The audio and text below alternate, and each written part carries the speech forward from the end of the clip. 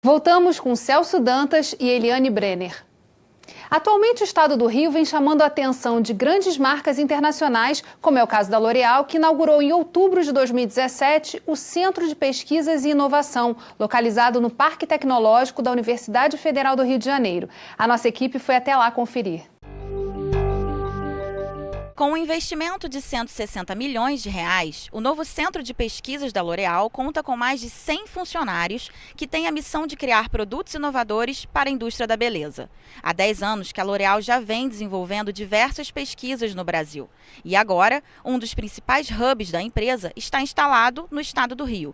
O motivo? A diversidade étnica e cultural, além da importância que a beleza representa para as brasileiras. Aqui no Brasil, nossa missão é de inovar em 3 categorias onde as consumidoras brasileiras são altamente exigentes.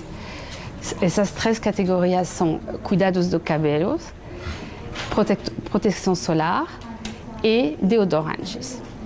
E nessas 3 categorias, temos a responsabilidade de inovar para atender às necessidades dos consumidores brasileiros, mas também como um potencial global para o mundo inteiro. No caso do Brasil, é possível encontrar até 8 tipos de cabelo, uma característica única e uma oportunidade ainda maior para o desenvolvimento de novas pesquisas, sem contar na quantidade de produtos que uma brasileira usa por dia para o tratamento capilar. O sol, a umidade e também o uso do produto para alisar, a chapinha, os cabelos ficam muito danificados. Então, para cuidar desses cabelos, as brasileiras usam rituais muito complexos, muito sofisticados. Até 5 produtos cada dia para cuidar dos cabelos. Outros pontos positivos e que contribuem para o desenvolvimento da inovação é o modelo flexível de trabalho, tanto nas áreas de administração quanto no laboratório. É um conceito que visa adaptar o ambiente de trabalho de acordo com a necessidade de cada projeto. Não temos um laboratório de maquiagem, um laboratório de produto solar, um laboratório de produtos de cuidados dos cabelos.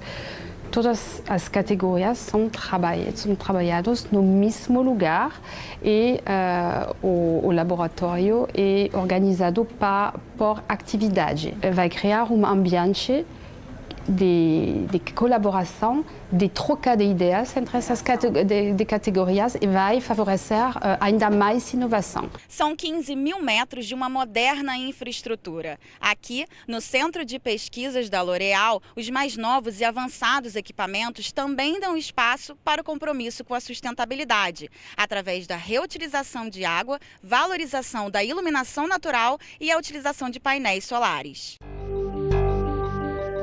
Em relação à inovação, né? O que esse mercado também permite e como a gente está posicionado no Brasil? Qual o papel da academia nesse mercado de cosméticos? O Rio de Janeiro, ele, em cima desse potencial todo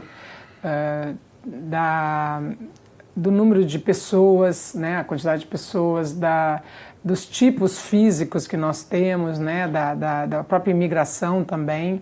Então, isso tudo leva a própria mídia, né, as grandes televisões com sede no Rio de Janeiro, também lançando, né, toda essa tendência. O que nós vemos é uma busca, porque tem várias frases sobre a pele, né? A pele que eu habito. Então, a pele, na verdade, ela é o órgão ecológico, né? Porque ela segura o meio externo, que é o seco, o ar, do meio interno, que é o úmido, né? Que nós temos a umidade interna do corpo. Então, a pele, sendo o maior órgão do corpo, ele tem necessidades de cuidados, né? E aí acontecem as mais variadas necessidades, né? As peles secas pela genética, já, às vezes próprias crianças têm. Então a dermatologia, ela é um grande fomento de pesquisa em lançamentos de novos produtos. Por exemplo, o que nós podemos fazer também, a questão do Rio de Janeiro, é a gente ter produtos com uma inovação, de ter mais moléculas ativas do que normalmente produtos estrangeiros trazem para cá. Normalmente eles vêm com 1, 2 moléculas importantes. Nós conseguimos botar às vezes 11, 12 moléculas interessantes, sinérgicas, tanto no tratamento da face, quanto o tratamento, por exemplo, do corpo também. E o que é importante é que os importadores, a grande produção de matérias-primas mundiais, tem interesse, né, nesse mercado grande brasileiro, então nós temos acesso, às vezes os lançamentos internacionais são feitos no Brasil e no Rio de Janeiro, que a gente tem acesso a isso, né? Então a chegada de matérias-primas, o tipo da população que nós temos, essa inovação da área, né, da academia, da epistemologia, né, de você ter um estudo em relação a isso, isso tudo favorece, né? E eu diria que a mulher, por exemplo, no cabelo, né, dizem que são só 5. Eu já escrevi, dá em torno de mais de 50 itens para a mulher, e o homem, se é um homem que faça uma higiene básica, ele teria que ter uns 30 produtos. É muita coisa, né? Agora, em relação à visão do gestor e do fazedor de política pública, quando a gente fala de estímulos à cadeia e ao setor de cosméticos, do que a gente está falando, na verdade? Qual o tamanho dessa cadeia, qual a extensão dela e qual a importância de olhar para ela? Nós temos um desafio que é com relação à tributação. Da mesma forma que o Estado do Rio de Janeiro conseguiu promover caminhos para facilitar a implantação de empresas, né, no sentido de geração de empregos, a gente acha que o Rio de Janeiro, a cadeia produtiva total dele, deva contemplar mais de 500 mil empregos, quer dizer, uma quantidade muito expressiva. Da mesma forma que nós tivemos esses incentivos e temos, né, nós não conseguimos, na outra ponta, diminuir o impacto tributário dos produtos na relação de consumo. Então, ou seja, o Rio de Janeiro hoje ainda é o estado que mais tributa os produtos da cadeia da beleza. Entendeu? Então, isso é um desafio porque existe um pensamento ainda por parte da autoridade que tributa de que o cosmético, em muitos casos, com algumas exceções, é um supérfluo. Tem estudos, por exemplo, os japoneses, eles são incríveis, né, nesses estudos, né? E tem um estudo japonês que mostra que mulheres, por exemplo, deprimidas e com pós-cirurgias, pós-câncer, ou então com a própria depressão, que eles pegaram um grupo de mulheres, eles maquiavam elas e penteavam elas todos os dias.